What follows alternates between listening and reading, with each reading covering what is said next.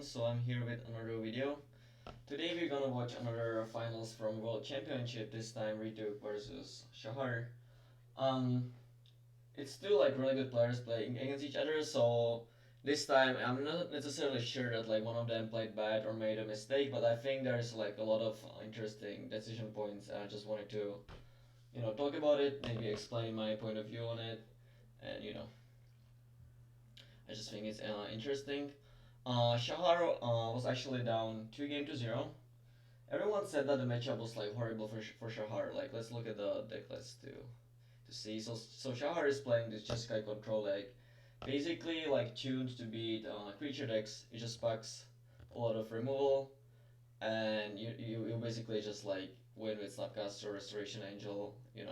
He also has like two revelations. So basically his whole plan is to just like one for one the opponent and then eventually win the late game.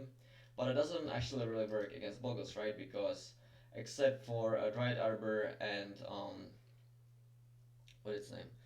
Core Spirit Dancer, your removal is basically dead. Like it doesn't kill the actual creatures you want to kill, the Boggles.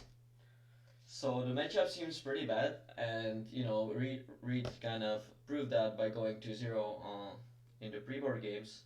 I'm not actually sure. Maybe back in the day they even boarded for the second game. It doesn't really matter. Either way, it was 2-0. But Shahar actually came back and won the match 3-2. And I think the fourth game was the most interesting one. Like maybe Reid could have won. I'm not like sure, but there were like a lot of interesting decision points, so I just wanted to talk about it. Let's look at how they could have sideboarded. Like I think it's really bad for Shahar game one because he can't really interact. So basically, what he has to do is that he kind of just like has to raise the Boggles deck by just like mana leaking the key cards potentially, and then just like tapping creatures with Critic Command and just like attack with Snapcasters and use the burn spells to raise. But that can work sometimes, but it doesn't really work, that often. But in the post-board games, you still have this plan that can work sometimes, but you also have the sweepers in two verdicts and explosives and two pyroclasms. So sometimes you can actually win like the regular game where you just like bounce like a totem armor creature with command and then you like verdict or whatever. So I actually don't think it's like that bad post-board as people claimed it to be, but he was probably still an underdog. But I don't think it was like that bad.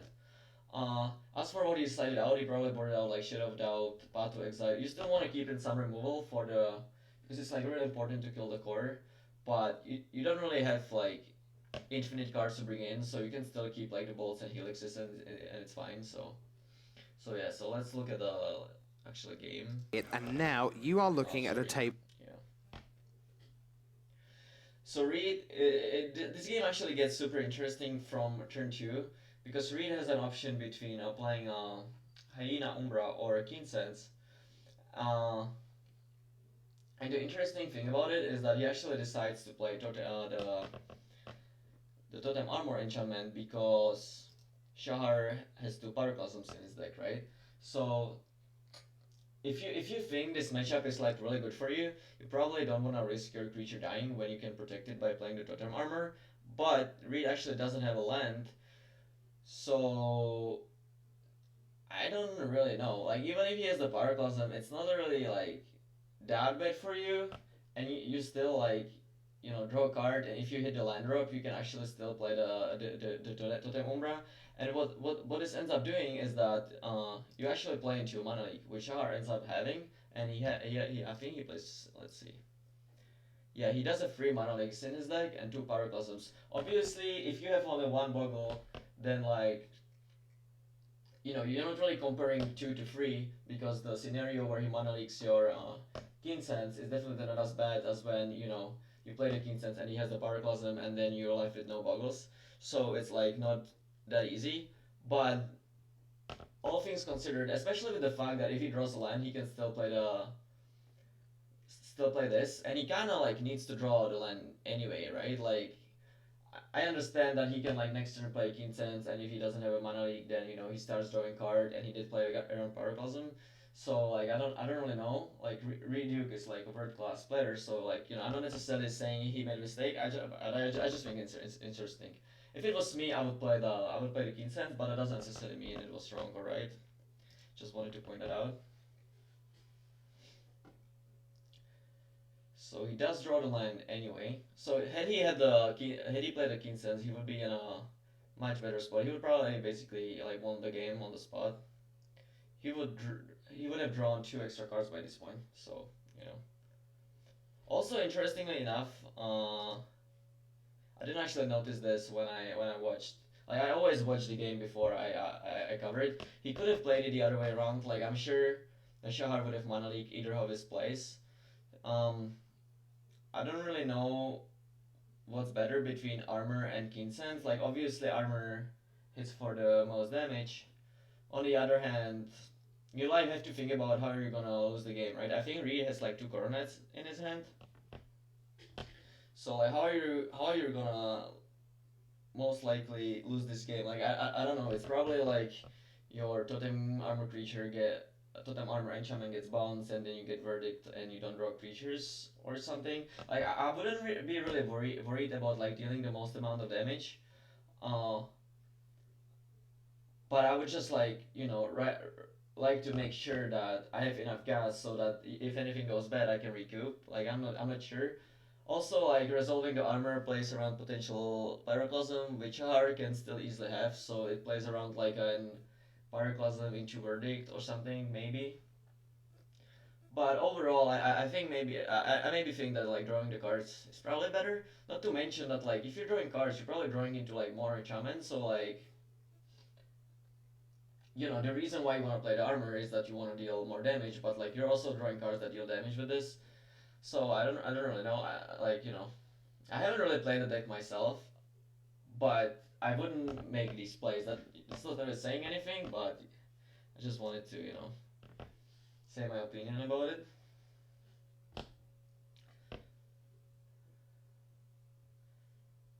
So yeah, it looks really good for Reid at this point, right? Like his creature can't really die. He's dealing a lot of damage.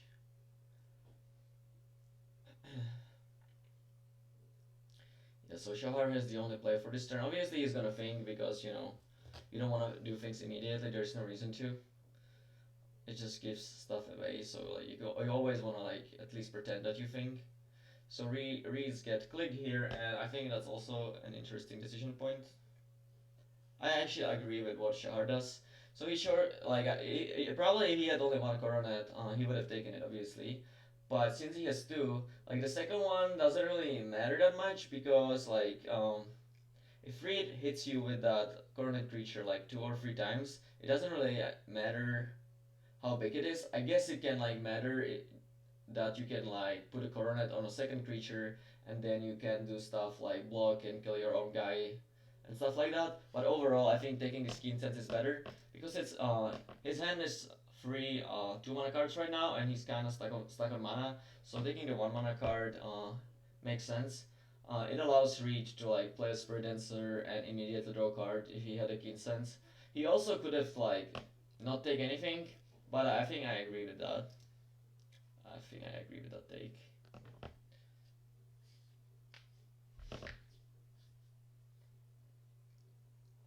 So yeah, when I was watching back in the day, when Reed played the Coronet here, I just thought it was over. Because like I guess Shahar can still like at this point he can maybe still like bounce this and top deck either explosives or verdict. But besides that, his whole plan of racing just like seems impossible at this point, right? So Shahar draws a Restoration Angel here, and I think this is actually kind of interesting. It doesn't really end up mattering, but so what Shahar does is that he attacks for free here, and then he taps with command. His other option is to block and play a Restoration Angel. Um, I personally think that playing Angel this turn is better for multiple reasons. The first reason is that you give Reed one less draw to draw Ranker. So like let's say that he not the next turn but the turn after he draws Ranker, um, and you can't do that play anymore. But you can still tap his creature with command. So like, you can think about it that it doesn't really matter whether he like blinks his guy this turn and taps Reid's Sphinx, and then he does it the other way around next turn. But it actually does with a trample enchantment. So you basically give Reid one more draw to draw Rancor to like make that really bad for you. So I think it was better to just pass. Obviously, if Reid draws Rancor, you have to command. But if he doesn't, you can just block, blink it with Restoration Angel, and then if he draws Rancor, the next turn you still have a command. So maybe it's possible that Shahar thought that the creature has trample already because he was kind of like after the attack or whatever, after he attacked or whatever, he was like reading all the enchantments. So it's possible that he thought it has trample already and he can't make that play. Like I don't really know. Or maybe he thought that he like needs to draw into something. I said that there are 2 points about the Restoration Angel turn. I forgot about the other one. The other thing is that if you make that play with Restoration this turn, you actually give yourself more options what to do with the command next turn. So I think that on this turn you obviously tap and draw a card, but maybe if he draws like Explosives or Verdict, um, it might be better to like bounce the totem armor creature or do something along those lines. Like I'm not sure. Overall, I just think it was better to play the angel this turn, but maybe I'm missing something as I often do.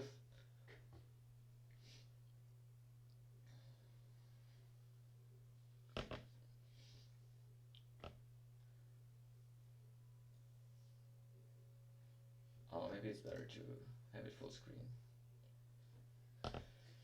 So yeah, like right now Shahar is like reading the things. Maybe the reason why he's reading it is because like Reid paused for a second, so he's like, oh shit, maybe it has reach or something. But Reid is probably thinking about whether he should crack his fetch land at the end of turn, and he just like doesn't really wanna necessarily give it away or like something along those lines.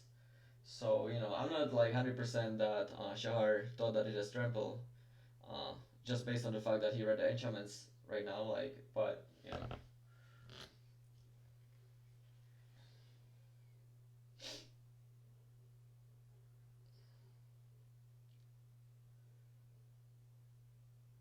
Okay, so like this turn is also interesting for Reid. What he ends up doing is that he says attack, Shahar downs his creature, and then he doesn't play anything. Um, so like I think the reason why he did that, he obviously doesn't wanna play the Spirit Dancer. He has like no enchantment to play immediately, and Shahar has like still like electrolyzes, helixes, and bolts in his deck. Like obviously you don't play that. But the second Bogle is interesting. I think the reason why he didn't play it was because he thought that there's like no way that he gets raised. And he was just worried about losing the game to the sweeper. And in that scenario, obviously playing the second Bogle is bad. Um, I don't really know. Also, like from the reasons that I said, Shahar has a Restoration Angel. Uh, he might have thought that if he had it, he would have played it this turn. So maybe he's thinking that he doesn't have that. Uh, but had he played a Bogle, there's like a chance that maybe he can like attack for a lot next turn. He has a Coronet in hand, so if he draws like 1/1 enchantment, he can suit up the other one. And then if Shahar can't really do that play of like blocking, blinking with Restoration Angel. I mean, he can still do that, but he would take a lifelink damage from the other creature. But this is probably a right play from Reid. Like I definitely think that in this position, him at 21 life with current creature in play, he was definitely not thinking about losing the race, and just like worrying about potential sweeper probably makes sense. Not to mention that even if he like draws a 1 mana enchantment, which is like the only way, or like not the only way, but like that would make playing the Bogle pretty good, right? Because you can play the 1 mana enchantment and put Coronet on it. Even if that happens, he might still want to play the Spirit Dancer and the 1 mana enchantment instead, or something along those lines. Uh, or even if he doesn't necessarily want to play the Spirit Dancer, he like wants to wait with playing all those enchantments after Spirit Dancer is in play. So there doesn't seem to be that much incentive to put the Bogle in play, but it was under interesting key points, so I just wanted to talk about the reasons why he did what he did. So yeah, like Snapcastering back command costs 6 mana, so Shahar's only play this turn is to play Restoration Angel, and for just look at it right now. Like if Reid draws Rancor here, he just wins. But Shahar could have easily avoided that by playing the Restoration Angel last turn, right? So just saying.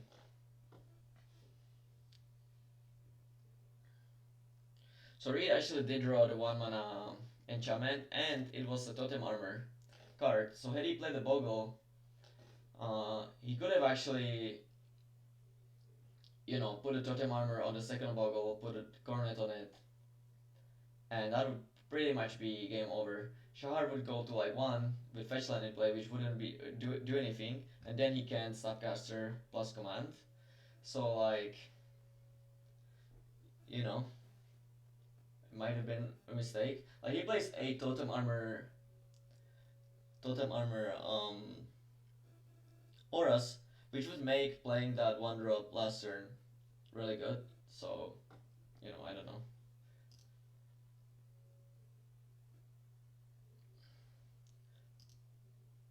Oh, also Reid could have played a creature pre-combat because now Shahar gets to block playing Restoration Angel and looks Reid's hand.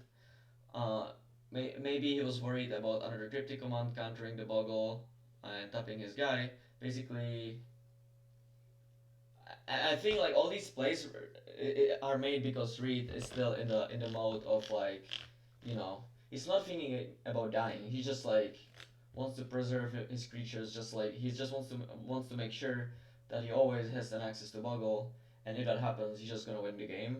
So obviously, when you think about it that way, you don't really want to expose your Boggle to a potential cryptic command. Like in that scenario, your Boggle is definitely more valuable than a random card. So like if Shahar's play this turn is to cryptic command, then obviously you wanna go to attack first and then play the Boggle. But Shahar actually didn't attack with a click, which kind of gives away this Restoration Angel. Not necessarily. Oh, what am I saying? He has to block. I'm sorry about that. Uh, I was about to say that not necessarily because he maybe still wants to like block and kill his guy or something to prevent life gain or whatever, but that just doesn't make any sense. And also he has to block, so yeah. So yeah, Shahar's play could have easily been in cryptic command, and in that case, Reid just doesn't want to expose his Boggle to it before combat. But now Shahar can actually take it, if he wants to.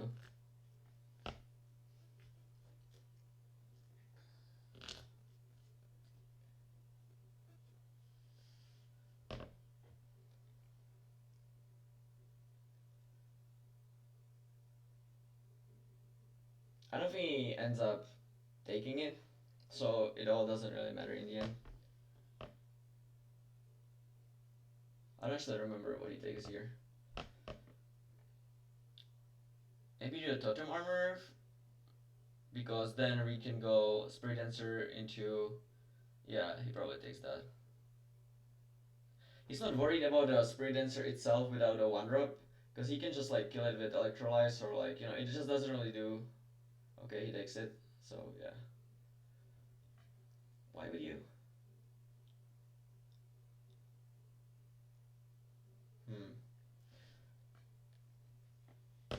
That's interesting. It's true that if you take like the 1 drop and he draws a different one, and then Reid plays a Spirit Dancer, plays plays it on it, then it's like really hard for Shahar to kill it, and he draws a bunch of cards. So Spirit Dancer is probably the scariest card there. Yeah, he probably doesn't really care about like those totem armors and stuff. He knows that he needs to win the game by racing. So with his hand, two Snapcaster and Electrolyze, he's not really thinking about just like I'm gonna kill his creatures. By taking that Spirit Dancer, he's basically just saying like I'm just gonna race you.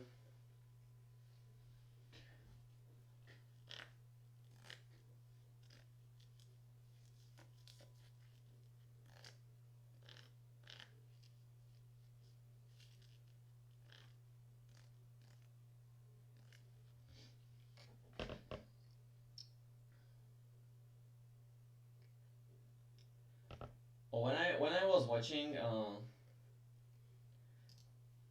it doesn't actually end up coming down to that, but just like something that I want to talk about. When I was like watching this turn, I was just like thinking about the fact that maybe you don't actually want to play the Boggle here, because if this Boggle actually ever connects, like you're in like a really good spot, it means that Shahar has to like chomp with something, you gain a bunch of life, um, and stuff like that.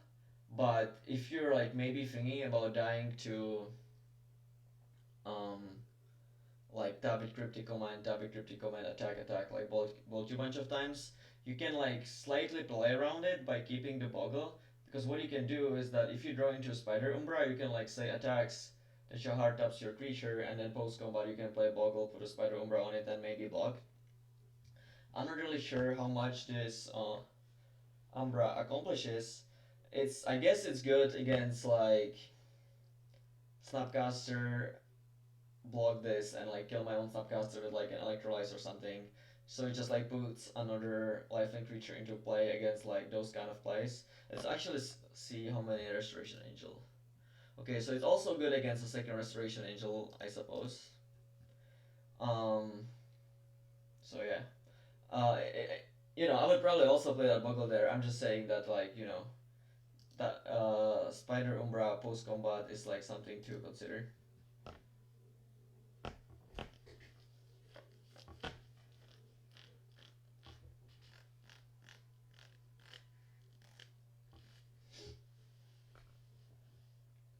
So now it doesn't actually look like that bad for Shahar, right? He can like attack for 6 and he has a Snapcaster plus command, then attacks for under the 6, and that means that Reid is at 9. And Shahar deck is full of burn spells and he already has a Snapcaster. So like if he draws under the command, like Thundermaul Hellkite, which he probably brought in, he has to, or like, some combination of burn spells, he's actually winning. So and I actually think that it's like pretty likely that or like it was kind of likely that like this was Shahar's plan. That the fact I think he does play 4 Snapcasters, right? Yeah, he does play 4 Snapcasters and 3 Cryptics. So it's actually pretty likely that his next turn is like one of those two. And if that's the case, you really have to like start thinking about racing, right? Like playing this Bogle doesn't actually do anything. The second one, and also like if Shahar's play is to just like block this and kill my own Snapcaster, that's still like really not that great for him. And I would just assume that in like most cases he's gonna tap my guys this turn. And I think that if Reid drew the Spider Umbra here, or of the Canopy actually had 2 draws. Did he not crack the Canopy on a turn? Yeah, he did not. I don't really understand that, but whatever. I don't know why he didn't do that. But if he had drawn that, I think he would really regret playing that Bogo there. So it might have been potential mistake. He doesn't actually end up drawing it, so it doesn't matter. But that's like a small thing. You would always think that you would just want to play your Bogo out, but there are often reasons for weird stuff. How many? He does play 4 Spider Umbras, right? Yeah, he does have 4. So especially with Canopy in play, and like he saw a pretty large part of his deck, especially with those 2 Wendell clicks bottoms and stuff. It's not like that unlikely that he does draw it, right? Like it's definitely a relatively high percentage. It certainly does matter, is what I'm trying to say.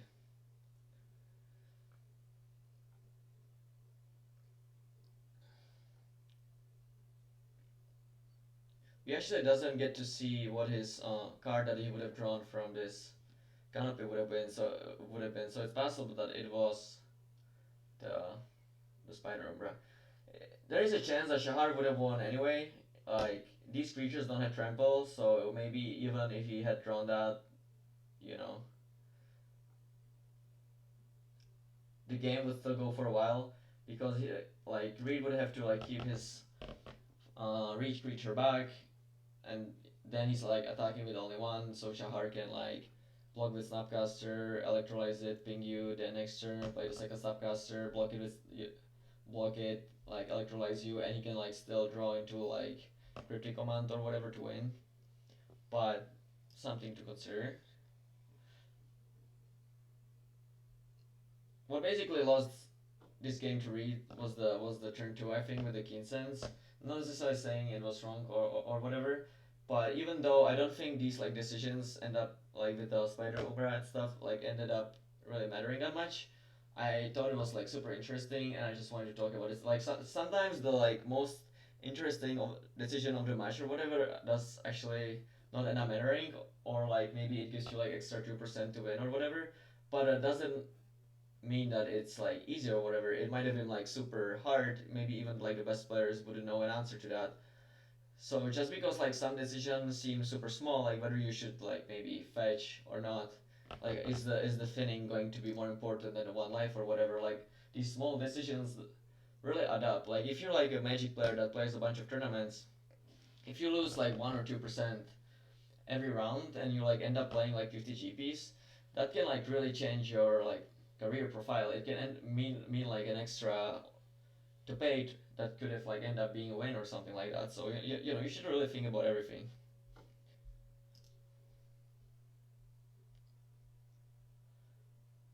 And yeah, Shahar just kills him. So yeah, this game was really interesting. Like from the way it looked at the beginning, it just looked that Reid is in the driver's seat, and he was just like trying to make sure that he doesn't get blown out by a certain card. So he played the totem armor turn two, then he like didn't play the second boggle and stuff, and he like ended up losing a value that like he potentially could have gained. Like those plays were like those kind of a plays where if it works, it's like definitely like so much better. But if he does have that like one of a two off, you get pretty screwed. So like it's like really hard because you're like feeling your matchup is really good and you can afford to play around those cards, but then you maybe like flood out or you just like start drawing badly or they have like the perfect draw, and because you didn't make that like the most powerful play or whatever, you just like end up losing to like a regular draw that you wouldn't have lost to had you like made the most powerful play. So like these like percentage kind of decisions are like super hard. Also, when I say percentage, people always like think that like when pros play, we have like, I mean, I said I'm not really MPL or anything right now, but I consider myself a pretty good player. We like have these numbers in our head. It doesn't really work like that because there are like too many factors to consider. But at the end of the day, it's kind of a percentage play a lot of the time. So like you're just like evaluating, you know, whether if I do this and he doesn't have anything, he just dies this turn. But if he does have that one card, I get blown out. So I can like play it safer, but then the game prolongs for like 3 more turns, and I end up losing if he like draws 3 non-lands in a row and I draw 3 lands. So like these decisions are like super hard, and they are also like really hard to spot on camera. Like when you're watching those plays, doesn't necessarily look like a mistake or whatever, but that's why I'm making these videos. I just like to see the best players play and just like talk about potential mistakes and stuff. So yeah, if there is like any video you would like me to cover, definitely let me know and see you next time.